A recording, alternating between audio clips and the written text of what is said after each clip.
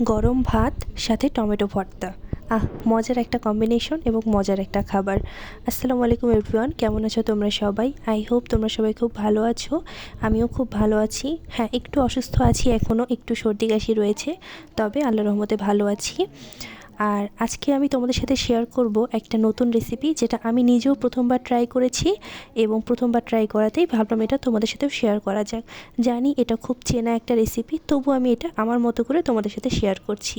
তো আমি আজকে বানিয়েছিলাম টমেটো ভর্তা, যেটার জন্য তোমরা প্রথমেই দেখতে পাচ্ছ আমি টমেটো নিয়ে নিয়েছি, সাথে 3টা শুকনো মরিচ এবং পেঁয়াজ, কয়েকটা কোয়া রসুনের এবং সাথে কিছু পেঁয়াজ কলি আমি সেটা ছোটো ছোটো করে কুচি করে কেটে নিয়েছিলাম। সেটা লাস্টে আমি ভেবে রেখেছিলাম যে যদি আমার মনে হয় তাহলে আমি দিব, আর যদি মনে হয় যে না এটা ছাড়াই ভালো হবে তাহলে দিব না, তবে শেষমেশ আমি দিয়েছিলাম। তো এখানে কিন্তু আমি সরিষার তেলে সব কিছু সুন্দর করে ভেজে নিচ্ছি। প্রথমে প্যানে সরিষার তেল দিয়ে তার মধ্যে আমি রসুনটা ভেজে নিলাম এবং তারপর শুকনো মরিচগুলো ভেজে নেব। আমি যে শুকনো মরিচগুলো নিয়েছিলাম সেগুলো একটু পুরনো হয়ে গিয়েছিল, তাই সেটাতে একদমই ঝাল ছিল না। তোমরা চেষ্টা করবে একদম নতুন কেনা শুকনো মরিচ ব্যবহার করতে, যাতে সেটাতে ঝাল হয় এবং তাতে করে টমেটো ভর্তাটা তখন খেতে বেশি ভালো হবে। আমারগুলোতে ঝাল ছিল না, কিন্তু আমি তো সেটা বুঝতে পারিনি, যে কারণে খাওয়ার সময় দেখলাম যে টমেটো ভর্তায় একদমই ঝাল হয়নি, তাই সেটা খেতে ভালো লেগেছিল, কিন্তু ঝালটা না হওয়ার কারণে একটু কমতি থেকে গিয়েছিল।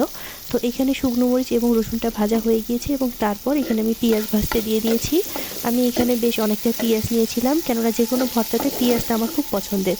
এই ভেজে যে পেঁয়াজ ভাজাটা দেওয়া হয় এটা আমার খুব পছন্দের, তাই আমি সবসময় চেষ্টা করি পেঁয়াজটা একটু বেশি করে নেওয়ার। তো আমি এখানেও তাই করেছিলাম।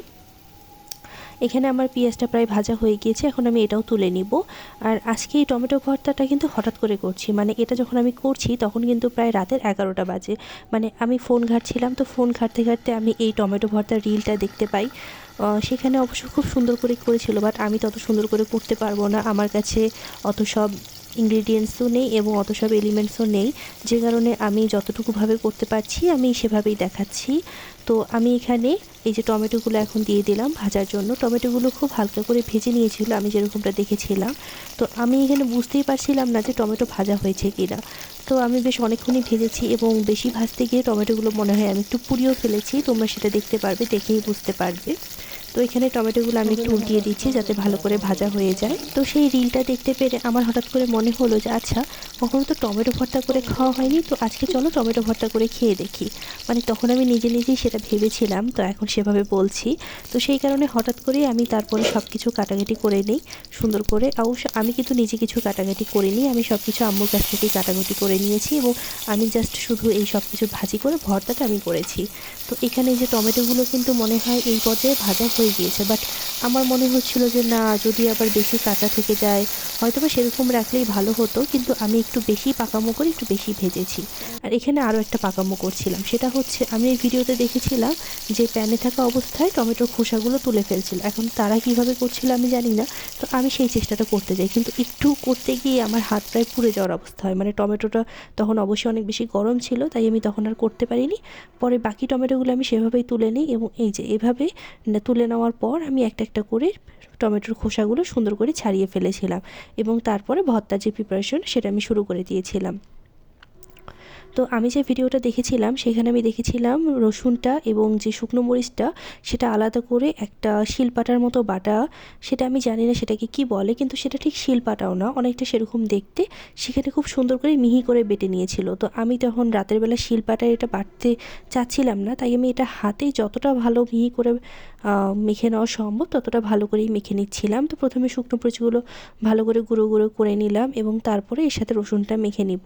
আর আমি কিন্তু এখানে এই পর্যায়ে কোনো লবণ বা কিছু দিচ্ছি না, আমি সেটা পরে দিব, তোমরা সেটা ভিডিওতে দেখতে পারবে। আর তোমরা কি কেউ কখনো টমেটো ভর্তা করে খেয়েছো? যদি করে থাকো তাহলে অবশ্যই আমাকে সেই রেসিপিটা জানিও, এবং আমি যেভাবে করেছি এভাবেও কেউ খেয়েছো কিনা সেটাও কিন্তু অবশ্যই আমাকে কমেন্ট করে বলো। আর আমি যেহেতু অনেক ভিডিও দেইনি, কোনো ধরনের বড় ভিডিও দেইনি এবং শর্টস ভিডিও খুব কম দিয়েছি, তাই আমার চ্যানেলের ভিউটা এবং চ্যানেলের যে রিচটা থাকে সেটা অনেকটা কমে গিয়েছে। তো আমি তোমাদের সবার কাছে রিকোয়েস্ট করব, প্লিজ তোমরা আমার ভিডিওগুলো বেশি বেশি করে দেখো এবং লাইক করো, শেয়ার করো, এবং তোমাদের ভালো মন্দ যেটাই তোমাদের মনে হয় সেটা প্লিজ কমেন্ট করো। আর যদি কেউ আমার চ্যানেলে নতুন ভিডিও দেখে থাকো তাহলে প্লিজ আমার চ্যানেলটাকে সাবস্ক্রাইব করে দিও। তো এখানে আমার এই মুহূর্তে ভিডিও করতে খুব অসুবিধা হচ্ছিল, তোমরা হয়তোবা যারা আমার রেগুলার ভিডিও দেখো জানো আমি একাই ভিডিও বানাই, তো সেই কারণে আমি এক হাতে ফোনটা ধরেছি, আরেক হাতে আমি এভাবে ভর্তাটা করছি। মানে এটা করতে খুব অসুবিধাই হচ্ছিল, ভিডিওটা ভালো করে উঠছিল কিনা সেই টেনশনও রয়ে যাচ্ছিল, আবার ভর্তাটা করতে পারছি কিনা সেটাও একটা টেনশন হয়ে গেছে। তো এখানে কিন্তু আমি প্রথমে শুকনো মরিচ এবং রসুনটা খুব ভালো করে থেতে নিয়ে তারপরে সেটা মেখে নেওয়ার পর তার মধ্যে লবণ দিয়ে আরেকটু ভালো করে মেখে নিলাম, এবং এখন এর সাথে আমি টমেটোটা এবং পেঁয়াজটা এই সব কিছু একসাথে ভালো করে মেখে নেব। তোমরা কিন্তু আমার ভিডিওটা দেখে নিশ্চয়ই বুঝতে পারছো যে আমি ক্যামেরার অ্যাঙ্গেল নিয়ে খুব চিন্তায় আছি। মানে আমি বারবার ফোনটা এরকম করছি সেরকম করছি, দেখছি যে কোনটাতে ভালো দেখা যায়, এভাবে বারবার কিন্তু ফোনটা নিয়ে আমি নাড়াচাড়া করছিলাম আর সেভাবে ভিডিওটা করছিলাম। কেননা আমি এই ভর্তাটা করবো দেখে আমরা আসলে রাতের খাবারও খাইনি। তো সেটা আমি যেহেতু বললাম তোমাদের যে আমি 11টার সময় ভর্তাটা করতে নিয়েছিলাম, তো সেই সময় রাতের খাবারটা খেতে অনেকটা দেরি হয়ে যাচ্ছিল, তাই আমি চাচ্ছিলাম যে ভর্তাটা যাতে তাড়াতাড়িও করা হয় আর ভিডিওটাও যাতে ঠিকমতো ওঠে। তো সেই কারণে আমি দুটোই মেনটেন করে করার চেষ্টা করছিলাম। তো এখানে টমেটোগুলো সুন্দর করে আমি ভর্তা করে নেওয়ার পর এই যে টমেটোটা দিয়ে সব কিছু একসাথে ভালো মতো মেখে নিব। আর এখানে কিন্তু এখন আমি সরিষার তেল বা আমি যে পেঁয়াজ কলিটা কেটে রেখেছিলাম কুচি কুচি করে সেটা, অথবা আমি এখানে ধনিয়া পাতাও দিব, সেগুলো কোনোটাই অ্যাড করিনি। এই সব কিছু ভালো করে মাখা হয়ে যাওয়ার পর একসাথে মেখে নেওয়ার পর এখন আমি এখানে একটা একটা করে সব কিছু অ্যাড করব। তো আমি খুব ভালো করে মেখে নিচ্ছি, কেননা আমি যেহেতু টমেটোটা আমি খুব একটা খেতে পছন্দ করি না, তাই এটার যদি কোনো গোটা গোটা অংশ থেকে যায় তখন আমি সেটা খেতে আমার পছন্দ হবে না বা ভালো লাগবে না, তাই আমি খুব ভালো করে মেখে নিচ্ছি।